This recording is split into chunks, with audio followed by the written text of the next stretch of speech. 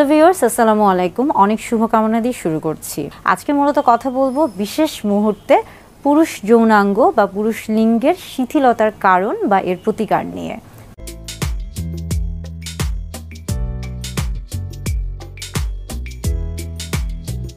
কিছুদিন আগে আমার কাছে একটি সদ্য বিবাহিত দম্পতি এসেছিল, বিশেষ করে যাদের বৈবাহিক কাল মাত্র 1 মাসের মতো হয়েছে। তারা যে সমস্যাটি নিয়ে আমার কাছে এসেছিল সেই সমস্যাটি হচ্ছে মূলত তাদের পারিবারিকভাবে বিবাহ হয়েছে। তাদের এই বিবাহের আগে তারা দুজন দুজনকে জানতো এবং দুজন দুজনের পরিচিত ছিল এবং এটা পারিবারিক মাধ্যমেই হয়ে থাকে এই বিবাহটা।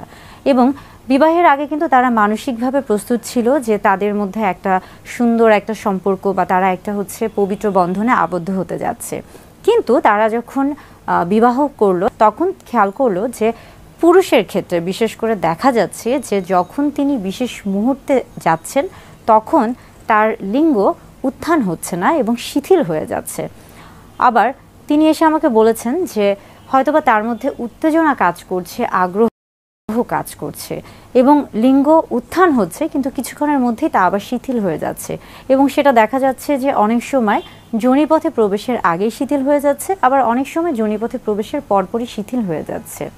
এই বিষয়গুলি নিয়ে আসলে তারা আমার কাছে এসেছিল এবং এই বিষয়গুলি নিয়ে দেখা যায় যে আরও অনেকেই, বিশেষ করে সদ্য বিবাহিত যে সকল দম্পতি রয়েছে কিংবা যারা অনেক দিন ধরে হয়তো বা বিবাহিত জীবন পার করছেন কিন্তু আলাদা রয়েছেন, অনেক দূরে রয়েছেন, কিংবা যাদের হয়তো বা দেখা যায় যে আত্মবিশ্বাস অনেক কম থাকে, তাদের মধ্যে এই সমস্যাগুলো দেখা যায়। এছাড়া আরও বিভিন্ন কারণে কিন্তু এমন সমস্যা হতে পারে। বিভিন্ন কারণে আসলে একজন পুরুষের যে পুরুষ লিঙ্গ রয়েছে সেটা বিভিন্ন কারণে শিথিল হতে পারে।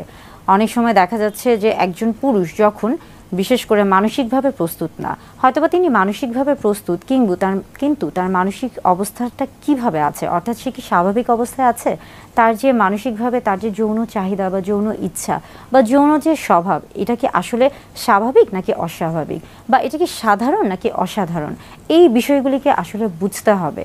অনেক সময় অনেকে অতিরিক্ত যৌন চাহিদা বা যৌন উত্তেজনামূলক বিষয়গুলো নিয়ে চিন্তা করতে থাকেন। বিশেষ করে সারাক্ষণই তার মনের মধ্যে একটা বিষয় কাজ করে যে তিনি সবসময় হয়তোবা যদি যৌন চাহিদা নিয়ে চিন্তা করেন বা যৌন ক্রিয়া নিয়ে তিনি ভাবতে থাকেন, সেই ক্ষেত্রে হয়তোবা তার যৌন যে শক্তি আছে সেটা হয়তোবা বৃদ্ধি পাবে, এটা অনেকে মনে করে থাকেন। এবং যার ফলে যেটা হয় যে এটা একসময় অতিরিক্ত এই যে চিন্তা থেকে তার মনের মধ্যে একটা দুশ্চিন্তার তৈরি হয় এবং এর ফলে এটা কিন্তু তার শারীরিকভাবে তাকে ক্ষতিগ্রস্ত করে ফেলে এবং যার কারণে দেখা যায় যে তিনি যখন আসলে সেই ক্রিয়ার মধ্যে যাচ্ছেন বা তিনি যখন আসলে সহবাসে যাচ্ছেন তখন তিনি আসলে মনোযোগ দিতে পারছেন না, কারণ তার মনোযোগটা কিন্তু ওই যে সবসময় এরকম একটা ধারণার মধ্যে ছিল যে তিনি কিভাবে শুরু করবেন বা কখন শুরু করবেন বা কিভাবে তিনি কাজটা করবেন বা আদৌ তিনি সেটা করতে পারবেন কিনা, এই যে বিষয়গুলি নিয়ে তার মধ্যে যে একটা চিন্তা এবং এখান থেকে দুশ্চিন্তা, এই কারণে দেখা যায় যে অনেক সময়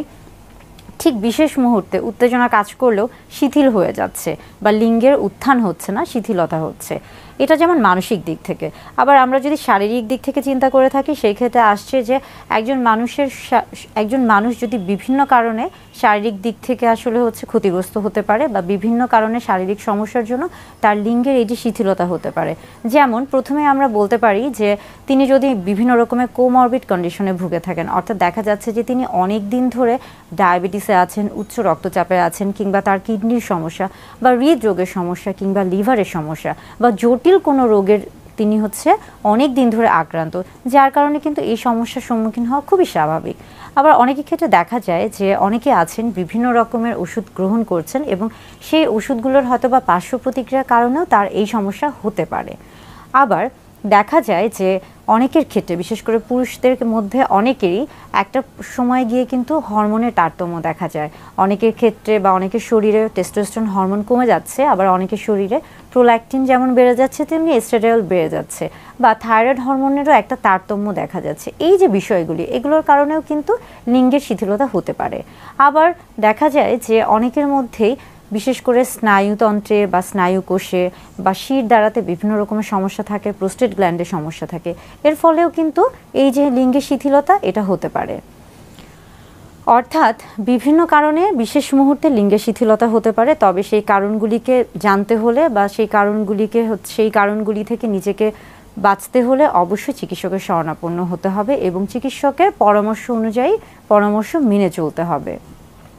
এমন অবস্থায় দেখা যায় বিশেষ করে আমরা বেশ কিছু পরীক্ষা নিরীক্ষা করে থাকি, রক্তের কিছু পরীক্ষা করে থাকি, যেমন রক্ত পরীক্ষা করে থাকি এবং আমরা যদি বলে থাকি যে পুরুষাঙ্গের অর্থাৎ আল্ট্রাসোনোগ্রাম করে থাকি, পিনাল ডপলার করে থাকি। এর মাধ্যমে দেখা যায় যে পুরুষ লিঙ্গে আসলে রক্ত প্রবাহের অবস্থাটা কীরকম, সঠিকভাবে রক্ত প্রবাহিত হচ্ছে কিনা সেটা দেখার জন্য।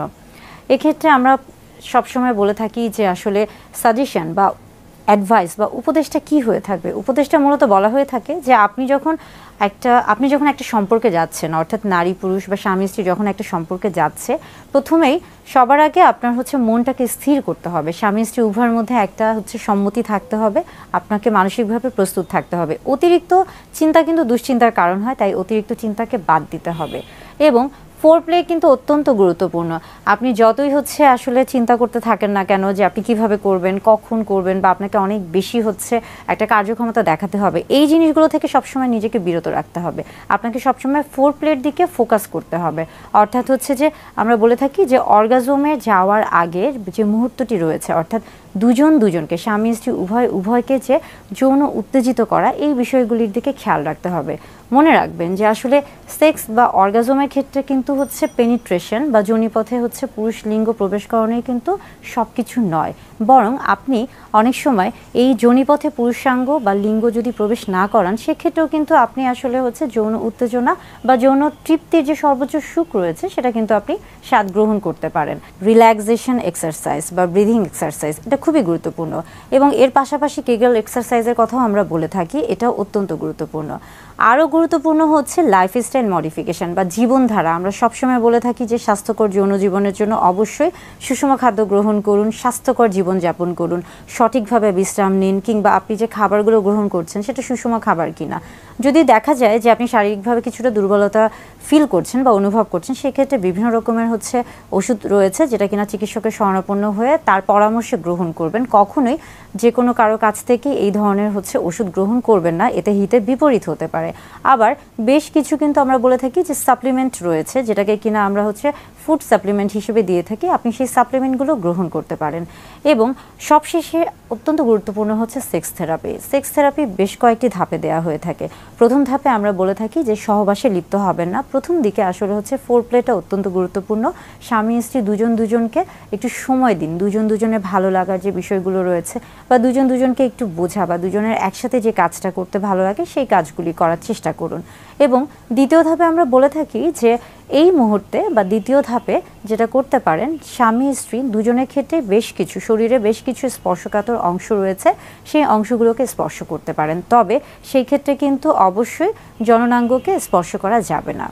এবং এই সেক্স থেরাপির মধ্যে আমরা যখন তৃতীয় ধাপে যাই, তখন আমরা বলে থাকি যে হ্যাঁ, আপনি অর্থাৎ নারী পুরুষ উভয় কিন্তু আপনাদের যে যৌন তৃপ্তিদায়ক বা উত্তেজনামূলক যে অংশগুলো রয়েছে সেগুলোকে আপনারা স্পর্শ করতে পারেন এবং পাশাপাশি আপনারা জননাঙ্গের যে অংশগুলো যে রয়েছে সেগুলোকে স্পর্শ করতে পারেন।